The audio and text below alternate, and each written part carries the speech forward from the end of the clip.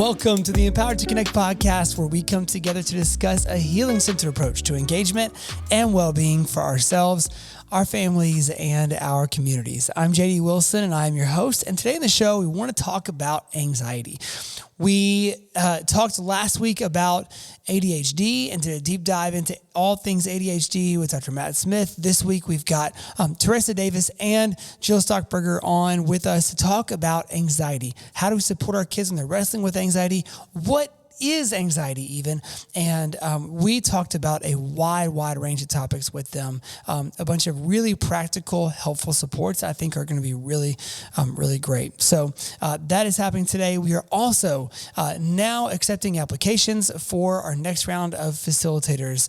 So as many of you know, one of our bread and butter as an organization, so to speak, is our parent training courses. And so Cultivate Connection is our parent training class that we offer. We offer it. It's peer-to-peer taught, so it's taught by parents, with parents, for parents, and caregivers in communities. And so that's always been kind of the heart of these classes, is they're taught by peers in community. And so those are happening all over the world, literally, but they only happen at the hands of our facilitators. And so if you would like to become a Cultivate Connection facilitator and kind of be given the charge, given the rights to teach our Cultivate Connection course in your community, we would love to hear from you. You can head to the link in our show notes below, or you can head to empoweredtoconnect.org. You can check out our social media at Empowered to Connect on Instagram and Facebook, or just keep on listening. We'll reference this again as those applications are open. So you can head to those links today and apply if you would like to become a Cultivate Connection facilitator, and we would be honored for you to apply. It is a fairly selective process for lots of different factors that we don't have the time to go into right now. And so we do ask that you apply early so we can have the adequate amount of time to go through the interview process with you. That's all for now. Here we go with Teressa Davis and Jill Stockburger talking about anxiety. Okay, well, we're back again today, and today we've got Jill Stockburger and Teressa Davis with us, and we're going to talk, and Tana is here also, obviously. We're going to talk about something that I think is probably, Tana, correct me if I'm wrong, probably become one of the biggest hot button topics amongst parents over the last 2 years. And that is anxiety. There are lots of us who are talking or listening today on the podcast who wrestle with anxiety, whether in your home as you're caring for somebody in your home who struggles with it, or somebody that deals with it yourself. And so we felt like it was a great time to have Jill and Teressa on, who are two of our therapists at Memphis Family Connection Center, and they're going to just talk with us about anxiety. So thank you guys. And we were talking before we recorded about the anxiety produced by being podcast guests. And so it is kind and courageous of y'all to come on today and battle your own anxiety to be with us. So thanks for being here. And I think maybe the best first place for us to start would just be, could we just talk about what falls in that bucket? What is anxiety? And if there's anything that we can say that, here's what's going on in the brain with anxiety, but why don't we start there? Teressa, you want to take the first part? Sure. So I'll just kind of give a brief general, what is anxiety? So usually anxiety happens when we feel or we perceive that we are in danger, or a situation, is something that we should be afraid of. And I like to tell parents, when we're talking about anxiety, those physical symptoms usually pop up first. So our stomach hurts. I feel like I need to use the bathroom. I need to throw up. Things like that are kind of what we see. We get red, we start sweating. That can give us a good indication that, maybe we're feeling a little anxiety happening. Yeah. And Jill, would you say does that fall within certain age groups differently, or do you see that in young kids and teens and adults too? I think young kids teens and adults, I think we can all go back to that basis where our heart will notice our heart starts beating faster and our breath starts getting more shallow, right? We can't breathe deeply. I think across the board, that's that initial indicator. And then there's the manifestation of all those other physical symptoms that Teresa was talking about. And oftentimes it's these anticipatory feelings, even prior to that moment or circumstance, or larger than the feelings we might have in that moment. Tana, would you say, I mean, as a parent, and I would say that you've been parenting longer than I have, and so you've gotten through a few more phases that I haven't been through yet parenting. I mean, without sharing your own kids' stories, like, is this something that you found as a parent peer with other parents? Like, this is something that presents physically a lot of times first, and you know, how have you found that to be true?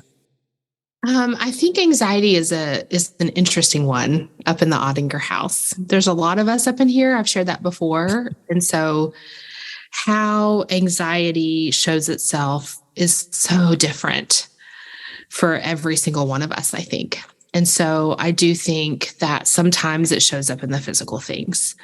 So as a mom, I'm just putting on my glasses of curiosity, even as I think about myself. Like I feel like I feel anxiety one way, and one of my other kiddos or Mo or somebody is going to maybe feel it differently or show it to us differently. So I feel like it's about being curious, but the physical connection to anxiety is like a real deal. I mean, think about that. Like if you've ever had to public speak or go up and do something, and you might not be hungry that morning, and all of a sudden your stomach doesn't feel so good, or maybe you're clenching your jaw, or your hands start getting sweaty, or you feel lightheaded. I mean, our body holds that. How drastic or how minor or whatever like gauge of words you want to use, I think it's just dependent on situation and disposition. That's my personal experience with that. So it's about knowing my kids. So one question I would ask to both of you, Jill and Teresa, as a follow-up to that, like, I'm a parent, I'm starting to notice that X, Y, or Z child is having stomach aches, headaches, or, you know, racing heart, whatever, at around specific events or times, but I don't want to spook them and, you know, I'm using air quotes, like accuse them of being anxious. Do you guys have advice for kind of what are some ways to wade into those waters with your kids and begin the conversation with them about what they might be feeling nerves about? I mean, I can give one example while y'all are thinking about it. I had a little, one of our peanuts bites their nails, and we were working on it, and the nails were getting shorter and shorter. And they said something about it and about doing it at school. And I said, I wonder if you might be feeling something. And then the big crocodile tears showed up in the eyes, and then the tears start coming and the words aren't there yet. And I'm like, are you feeling nervous or anxious about something? And then a story came, and there was like the fear of being called on to share about this specific thing in a class that they didn't feel super comfortable in. And so that's that physical cueing about, like, they had set a goal of like trying to not bite their fingernails, and then they were. So I think that's the like paying attention to. Okay, Tracy, you had something you wanted to say. Right. Well, it really lines up with what you were saying. I like to approach the situation with curiosity. Like, hey, I noticed that before school starts, you seem like your stomach seems to hurt. Like, let's talk about that. So kind of opening up that conversation, because we don't want to say like, oh, I think you're anxious about this, because maybe that's not what's going on, but just opening up the floor for us to have a conversation to explore like, hey, what's going on? You know, I've noticed this. Let's talk about it. And Jill, it's a double-edged sword, right? Because if you have kids who are prone to it, and maybe they are just coming on with a stomach bug, you don't want to put that in their head, right? Of like, you know, anxiety to them. Jill, when you were, you know, talking with clients, you're talking with clients' parents, what might be the first step? Like, so we're having a curiosity conversation. What might be the first step that you would recommend if you figure out, okay, this is definitely some anxiety our kids are wrestling with? What might be a first step they would take? So I think the beauty in what Tana said and Teresa, it's externalizing a little bit by drawing awareness to the symptom within their body, and then mentalizing with them an emotion they might be feeling, and asking them and getting curious behind it. I think about also with little bitties, oftentimes they might have a special object, they might have a special toy or different things that they're attached to, and you can even use that object to explore it. With teens, I might use the texting option. I might send through when we're not eye to eye. I might text and just ask on a scale of 1 to 8, how's your day going? Or I might send an emoji through and then ask a question. I might come alongside that way and use a little bit of playful engagement via text in order to then maybe circle back a little bit, and then we can have the conversation later face to face. Okay, the old school parent Jill in me like wells up to go, oh, come on, texting the kids, go talk to them, like be an adult. So why might you be interested in like going that route instead?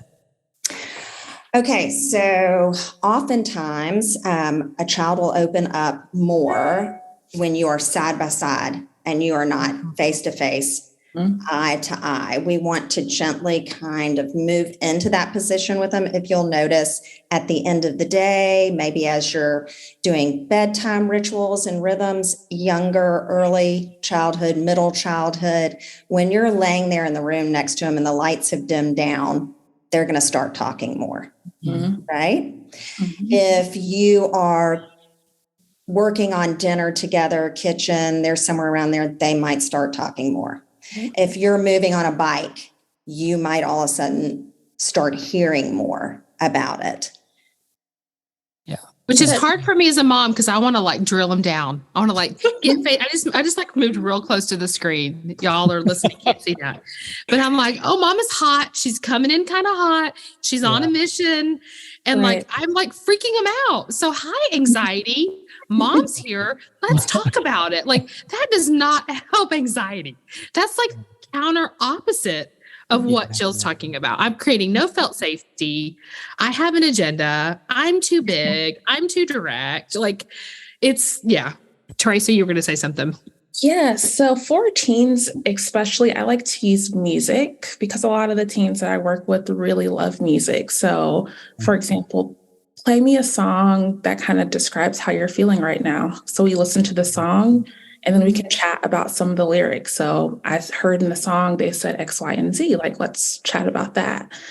Just giving them kind of, I feel like the music can kind of settle our bodies, and then that gives or leads them into a position where they're ready to talk about what's going on. And it's a good way to connect and maybe get some good musical choices that you might not know of. So, Jill, you talked about a transitional object. Can you explain that a little bit more? Because I think I've seen you use this particular idea and it went really, really well. So can you talk through that? Well, I mean, right now, currently, I have a transitional object, right? As a 43-year-old woman, I have a coffee mug next to me that is a good memory. And then I also have a necklace with a symbol on it that I wear all the time, right? And that's a transitional object. So for any type of child, middle-aged, adolescent, adult, there's different things that act as a symbol and can offer containment and ground us through a memory when we are experiencing anxiety. So for a child, it might be, say, anxious about going to school. They might, in their book bag, have a small piece of their blanket that they can revisit. There's a smell to it, right? Smell of home, maybe, different things that make them feel safe, a touch. Those are transitional objects.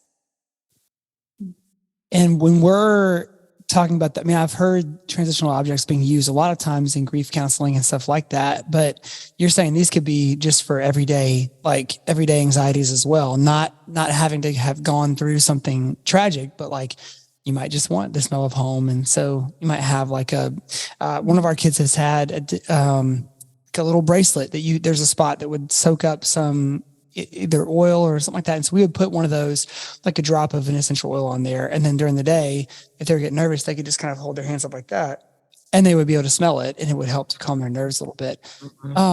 So Teressa, I want to talk more about the music, because that's something that I feel like, I mean, just personally for me, was a huge tool in my own like non-professional self-therapy growing up. And so, for parents who might be a little bit nervous about that, like, well, I don't want them listening to stuff that's too deep or whatever. What would your advice be on that? Those big feelings sometimes are going to elicit some bigger songs, right? So do you have any advice that you would give along those lines?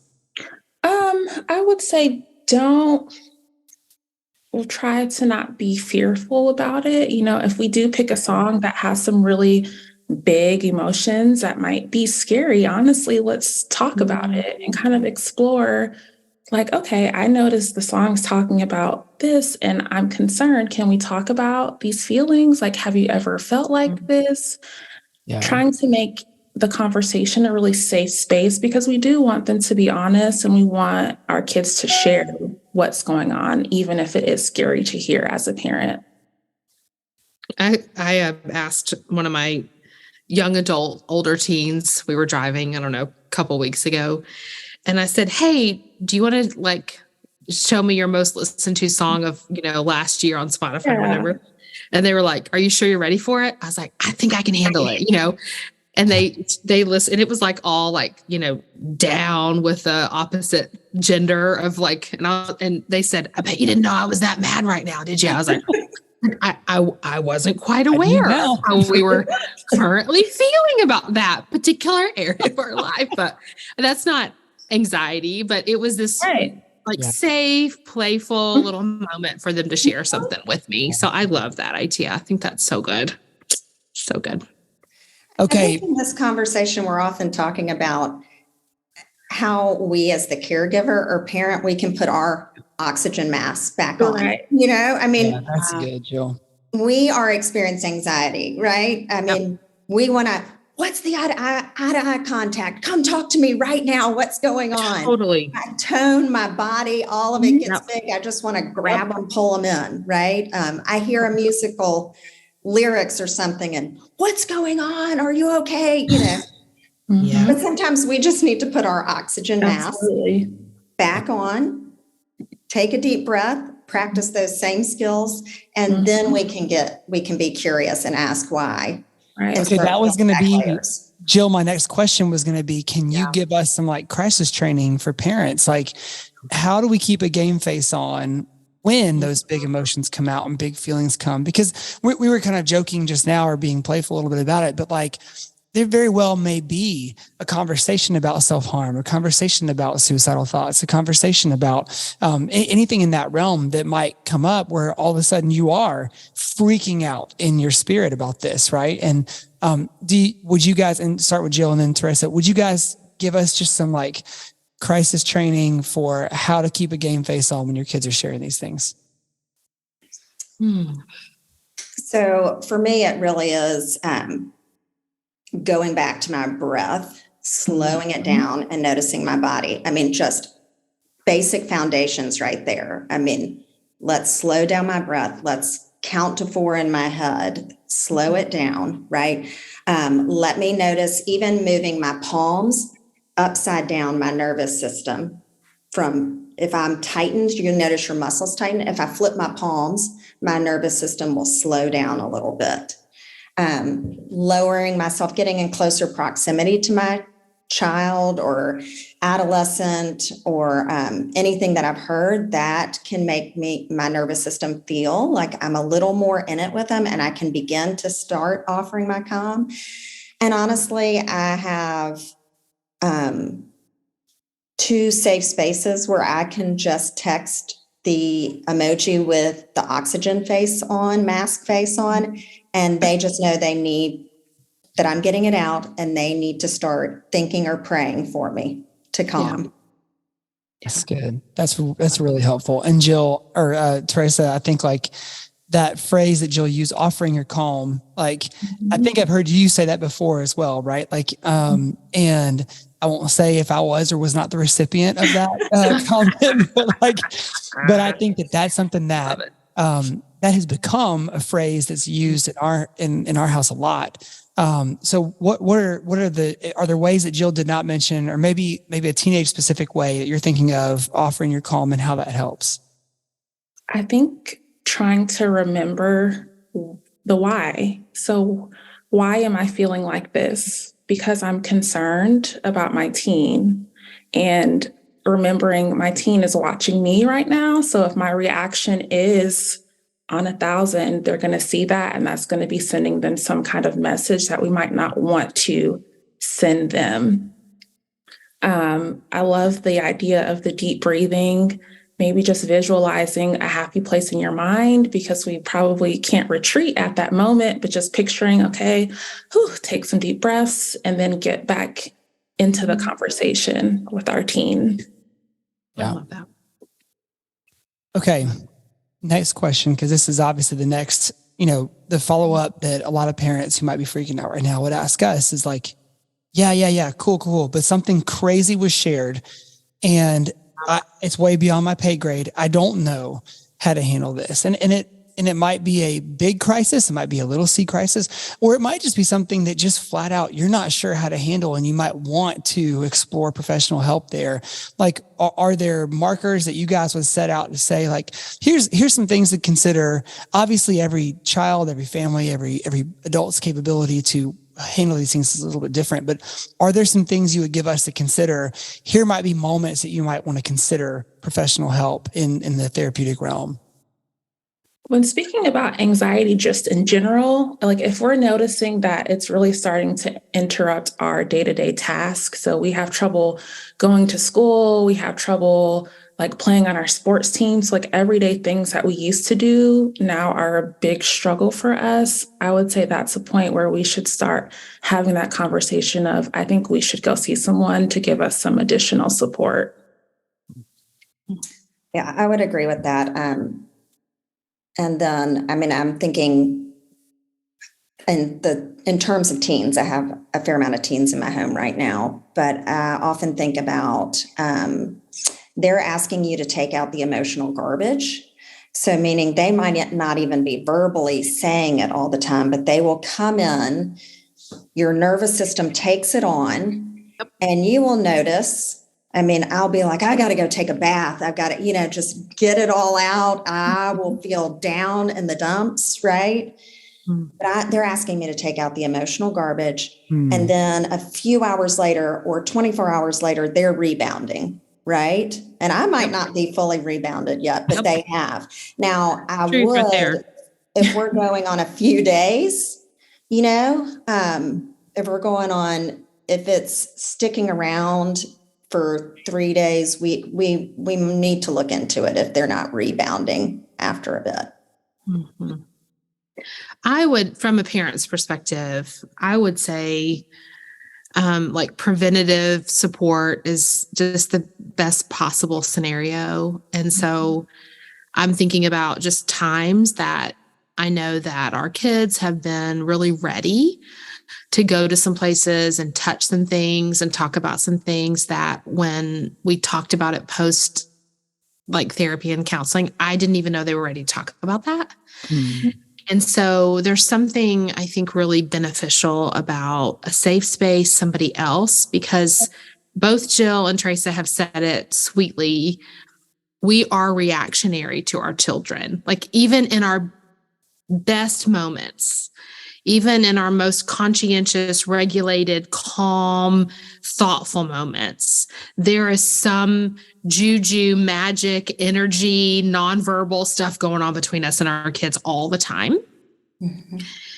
And so I would say, like, don't feel shame or that you're not doing it good enough or like whatever may be stirring up in you. If you feel like you need to get some outside support, I would say just if it's available to you and you can, get your kiddo somebody else to talk to because they need it and so do you. It's if we can think about it as supportive, as a supportive thing. Yes. Yes, it takes a village. Absolutely. Right. Yeah. It takes a village. And I think there's a real beauty.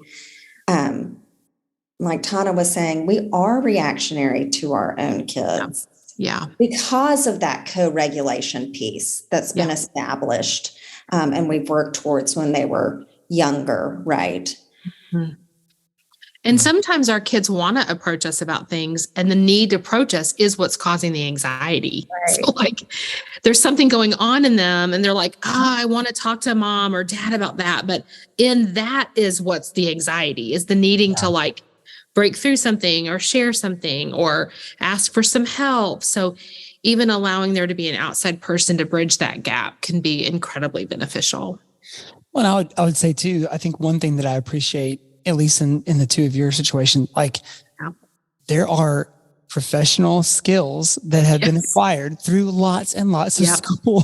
And so it's not just that there's somebody emotionally detached from our situation. It's somebody who has literally been professionally trained. I love that, JD. Walk through these situations. And so the same way, and I've used this example, I mean, to my family now rolls their eyes at it, but like, cause they've heard it from us so many times, but like, if one of my kids breaks their arm, I am not going to sit down with them and be like, now listen, I can see where it should be straight. Just hold on tight for a second. I'm going to snap it back into place. No, we're going to a freaking doctor. Like we're going to go to the hospital and get that thing set. Right. And so if I notice now, if they fall and just skin their knee, I am medically equipped to walk them through getting a Band-Aid on the knee, getting some Neosporin, all that. Like I can handle that side of it.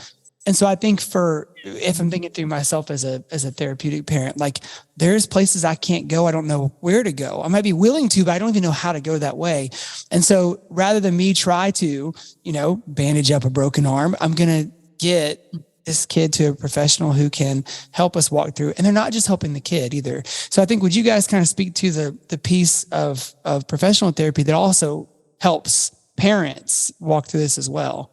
Or Teressa, I think, would you kind of speak to that? Like your approach in connecting with parents and kind of giving them tools as well as being there for the kids? Sure. So I like to talk with parents just a little bit about like their own anxieties and how sometimes their child's anxieties can kind of trigger parents' anxiety, because I've seen that come up quite a bit. So just giving them skills like, hey, like, how about you try to do like some deep breathing? Here's some videos. Here's some apps just for them to kind of self-regulate themselves first before we start talking about how we're going to help their child deal with their anxiety.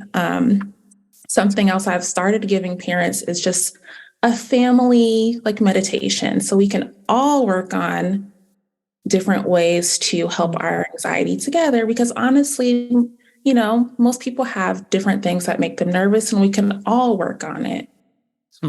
That's usually where I like to start. Yeah. Jill. And I was even thinking the flow of our conversation on a therapeutic basis, it really has been the brain science. We talked about the brain stem, right? Breathing, movement. Then we moved up to the limbic system, and that was through music and connection beginning that way, all the way back till really we can talk about it and cognitively express what we're anxious about, right? And so from a therapeutic level, when there's anxiety, we're thinking about building the brain from the bottom up to move through the anxiety. Okay, so that just blew my mind. I didn't realize that we had gone through that. So will you go through that again? Just kind of like, the same, like summarize that for us again. Okay. And he's like, round two. I want to hear that one more time. I have anxiety over summarizing. Now Jill's like, I don't know what I just said. Thanks. Not a quiz, but just maybe a summary for parents thinking like, because I do think that's a helpful guide. Like if I had that on a graphic in my pocket and I could look at it real quick and remember, okay, if this isn't working, I can think here, I can think here, I think here. So let me give a quick thought, and then maybe Jill, you can gather your thoughts real quick. You gave us an example earlier and I laughed about it because I was saying, I want to come in and like sit face to face and have a cognitive executive functioning upper brain conversation with you about why you might be nervous about that today, because that's where I'm ready to do that. Right. But they were saying get side by side, like co-regulate together, like reduce anxiety. And that's like lower brain work. Mm-hmm. That is a sense of being safe. So the lights are off and you're chilling, or you're listening to music, or you're side by side. So there's felt safety there. So how do we as parents and caregivers create felt safety in lower brain before we like get to chit-chatting about the logical side of like why you shouldn't be worried about your spelling test because you're ready? You know what I mean? Or whatever it is. Jill, go ahead. You can reframe that. But yeah. Right. Exactly. I mean, in my head, I was like, everyone Google Dan Siegel's hand-brain model real quickly. Exactly. That's right. Right. But I think we have our proactive and our reactive building the brain back, right? A little bit what Tana was talking about is outside the moment, exploring music, being close to them, all of that. That is that proactive buildup with co-regulation. In the moment of, say, intense anxiety, if you are around your child and you see them go into fight, flight, freeze, fawn mode, you might lower yourself. You might lower and slow down your tone, right? You might slow your breathing down and be near them.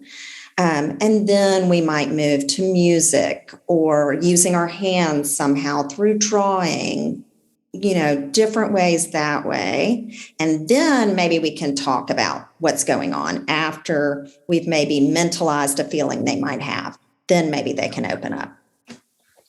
That's such a good thought. And I think it's hilarious how many times we've talked about like the amygdala and stress responses and locking down basically when you go into those stress responses. And I did not even catch that was how we were talking about this whole situation to begin with. But that is something that, I think for parents, one of the things we need to be good at in our curiosity and our detective work is recognizing when our kid is entered a stress response state, because at that point, the upper brain, the logical conversation, like Tana was talking about, inaccessible, right? Mm-hmm. Like, so you can give the best lecture on earth, the best threats on earth. You're not going to produce any kind of meaningful change or support, right? Like, gosh, that is good. Okay. And might be doing some harm. Yes. Not only are we not getting anywhere, but we might be taking some undesired steps backwards. Yeah. Driving anxiety or fear. I have one more kind of topic I wanted to touch on with you guys before we head for home.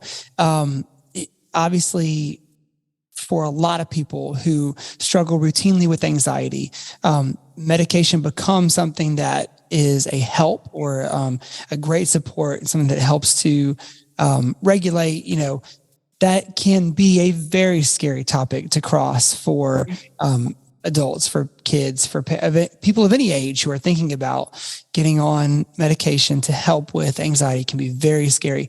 Will you guys help us kind of just approach that topic of maybe from a parenting perspective first? Like if you're feeling like, I don't know if we need to explore medication for our child, can you help us to destigmatize it a little bit? How do you begin that conversation with the parent about looking into medication, or how as a parent should you filter those conversations that you have with yourself? Teressa, let's start with you. If I was coming to you and saying like, I don't know, I'm not sure if we need to look at medication for this child or not, like what are your kind of intros into that conversation? I would kind of talk about what are our concerns for not doing medication, because there are usually, there's a lot of stigma to medication, and just kind of working through those with the parents to just see where they are. So what are our concerns, but then also kind of talking about, okay, we've been doing therapy for X amount of months and we're kind of at a standstill right now. Let's discuss some of the benefits of the medication.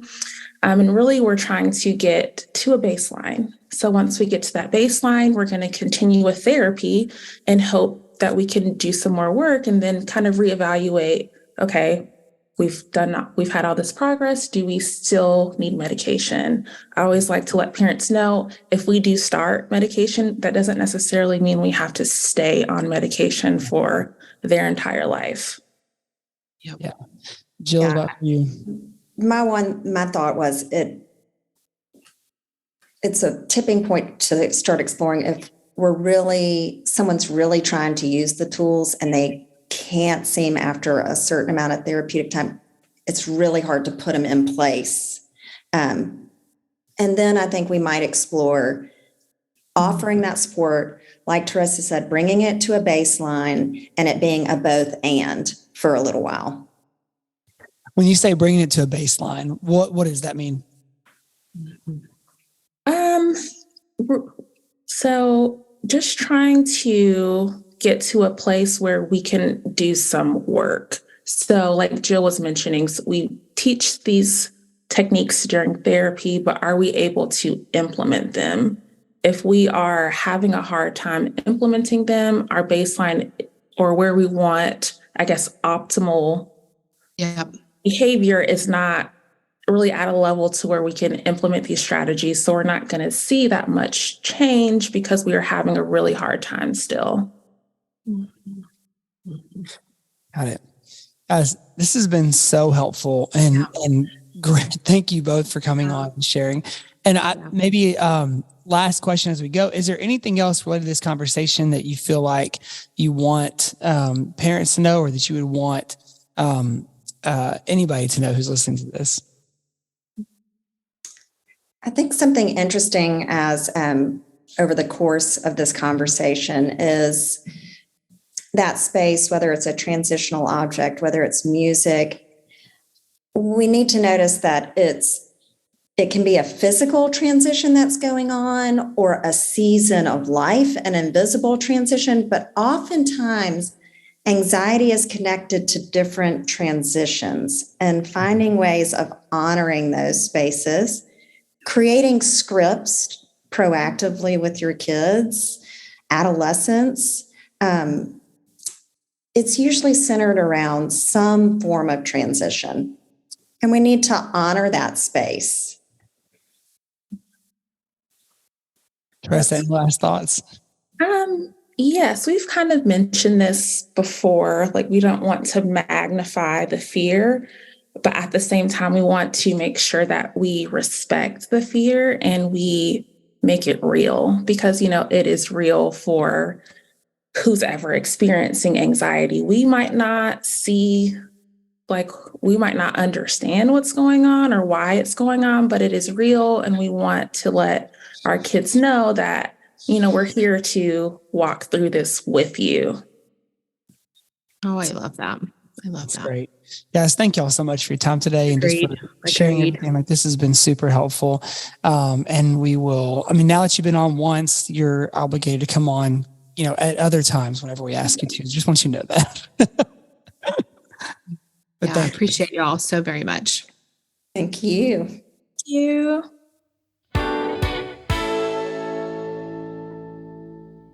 So again, a huge thank you to Jill and Teressa for joining us today. Just really helpful stuff from them. And I would say just some of the practical steps and practical tools they gave us are just really great. I would say we even have implemented these as early as this past weekend. And so I'm hopeful that you'll be able to do the same with that. Remember, if you have interest in being a Cultivate Connection facilitator, we would love for you to apply for that through our website, through our social media. You can find those links there.